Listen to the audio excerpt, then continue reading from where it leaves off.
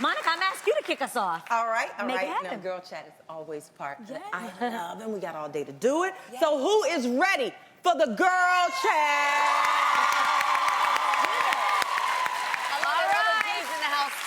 Here we go. Well, we've all heard that you shouldn't text and drive, but if you really want to be safe, you better not snap and drive. According to the New York Times, using your favorite apps like Snapchat while at the wheel is a huge factor contributing to automobile fatalities in this country. So scary. Some reports state that apps like Snapchat, which allows drivers to post photos that record the speed of your vehicle, are causing numerous fatalities every year. You guys, this is really scary because I think people are becoming addicted to that instant gratification of likes. Y'all, it's not worth it. Yes. You should just stop. Not worth your life. It's not worth your life or others. I think it's very selfish because not only are you putting yourself in danger, you're putting other people in danger. And the thing is, a lot of people do it, I think, because you think that you're good at driving and that you can handle both, but you gotta be careful because the other people on the road may be doing the same thing and they can't. And it's just, two wrongs don't make a right. So we all gotta stop. Well, you know, in the first 6 months of 2016, highway deaths have jumped 10.4% to 17,775. That's a lot of deaths. A lot of deaths. It's a lot of deaths just because people, you know, aren't paying attention. And I know you may think, oh, yeah, I can multitask. No, you can't, because you never know. It's not necessarily about you driving. It's what the people around you are doing. So if you Snapchat, and she Snapchat, and she Snapchatting, and nobody's paying attention, we're going to get into a crash. No, even worse, you guys. There are actually people that, you know what, on Snapchat, it tells you how fast you're going, the miles per hour? There are people that are now beginning to race and see how fast they can go. See, that's just foolery to me. Oh, that's crazy. It's insane. But it's not only the Snapchat, though. It's other type of applications. I was about to say Go that. ahead. Like okay, so I got a ticket. And I was ticketed because my phone was in my hand. The light was red, but my phone was in my hand. And he ticketed me and lectured me, but I was actually on the app, Waze. It's a lot of variations to how people say it. But GPS. I was, and I don't look at it, but I listen to it. And what I had to become accustomed to doing is sitting it down and listen to it. Now, my kids remind me all the time because when they're not in the car, I'm completely different than when they are. And my 8-year-old, Romello, has been breaking me out of it. And some of it is for selfish purposes because he likes to call my name for 50 times. He wants to hear me call him call me the whole ride. But also, he'll tell me, don't use your phone and drive us. Exactly. Yes. And out of the miles of pain. Let me tell you, I hate it when Uber drivers use Waze or they're holding it in their hands, or even worse, you guys, when they're texting or talking on the phone. Yeah, I hate that. I don't know about you guys, but I take it as an offense. Do that when you're in the car by yourself. Don't put my life in danger. Okay, like I legit think that's offensive. When I have friends, I'm like, yo, get off your phone. Like, no, I'm in the car with you. It's precious cargo. No, but in real life, you should be offended if somebody is taking your life for granted. You guys remember by texting or talking on the phone? when Oprah brought it up? When she said no texting and driving? When Oprah says that, the world, you gotta say, yes, ma'am.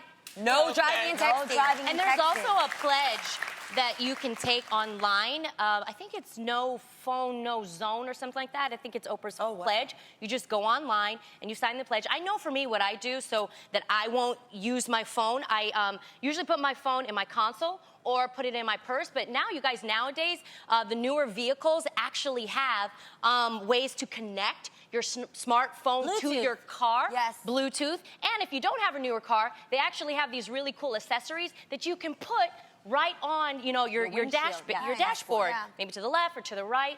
So you guys, I mean, there's so many other ways of doing it safely. Or just take the time to do it. I think the old-fashioned way is just listen to the radio. You don't have to, like, wherever you're going. That could cause some wrecks, too, though. No, but not listen to your radio, not you fuddling and all that kind of stuff. I mean, it's like when a certain song, if you got to stay focused. I can't turn my radio up.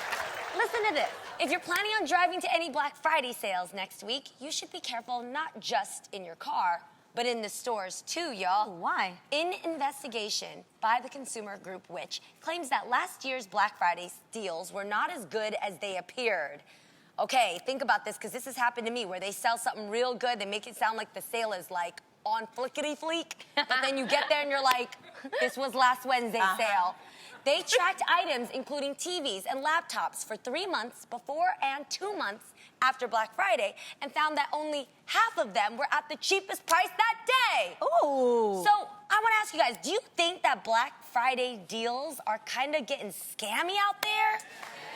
Dude, you know what I'm saying? You waiting hours in that line.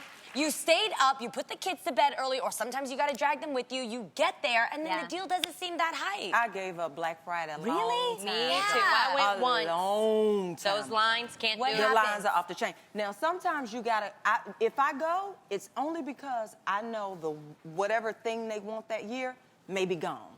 Okay. I knew we were getting scammed from the beginning. Yeah. Because anytime you continuously use 99 at the end of everything, you ain't really cutting me no deal. Because when you do the math and then you add the tax, which some places you can get around on that particular day, and then you spend the gas. We used to stay up Thanksgiving night and then drive way down to this other area, talking about Black Friday, and come back with the car full of stuff. And you spent the same amount you would have spent if you would have taken your time over the next few months and X out those lists, find out, coupons and even apps when you're not driving that would tell you, you know, where the deals were. That TV that looks so different from the $700 that's now $599.99 plus your gas, plus the tax, was still $700. You said that's a great point. I'm over it. You said you I went once. The thing is I never know when to stop. So I see that everything's a little cheaper. So then I say, oh, I want that. Oh, and then I want that. Then I want that. Then I want that. Then I want that. And then it's like, you know, a lot of money. So, and then also people be fighting. And the lines are too long. I just, no, I'm done. Well, if my baby want that toy and they fighting, that's cool. If my kids want it and I saw it and I stood in line for it, I'm getting it. I'm going home with it. It belongs to mine. I discovered online shopping. Online shopping is the best for these type of things. You still get deals. Do they have Black Friday online as well? They actually you get deals. Like it's called Cyber Monday. Really? Yes. Wow. Cyber Monday is widely known to be the largest online shopping day of the year. It did about $3 billion in online sales in 2015, with an increase of 12% from the previous year. Okay, well, folks, I am still going to try out this Black Friday thing. I've actually never done it before.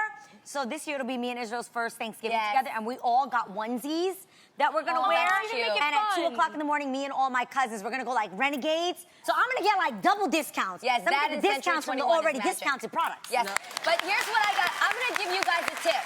This is what me and Mama Mai do every year, and we make out good. Guys, seriously, it's a community. Stores are neighborhoods, right? Make friends with the people that work there. I'm not kidding you. You go to them before Black Friday and you hit them up and you go, hi, my name's Jeannie Mai. Hi, your name? Great. I see you every Monday here. I love you. Give it to me, girl. Is it Black Friday sale gonna be good? And they'll tell you the truth about what's gonna be amazing, what's not, because they got things already ordered in the back. So you hit them up with what you really need so that you don't overshop. Then give them something that they can enjoy. Like give them a gift, like we do jalua, which is like a pork, like homemade thing that my mom makes. And they get hungry during the Black Friday. They don't get to eat. Give them things that are easy to just take and put in their aprons and eat. And we hook you guys up. You guys hook us up. That's it. It's a family. I'm telling you.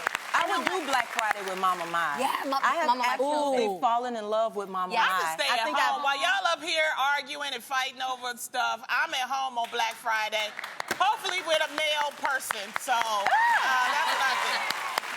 Eating leftovers. At home on Black Friday, celebrating Black excellence, Black love.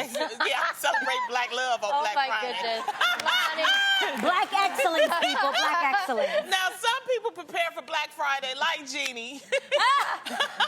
Or like an athlete prepares for a championship game. But one sports coach in England wants his players to prepare in a very unusual way. Soccer manager, you're going to have to help me with this one. Pep Guardiola. Pep Guardiola told right? his players he was implementing a sex curfew. Do you hear that, Tam?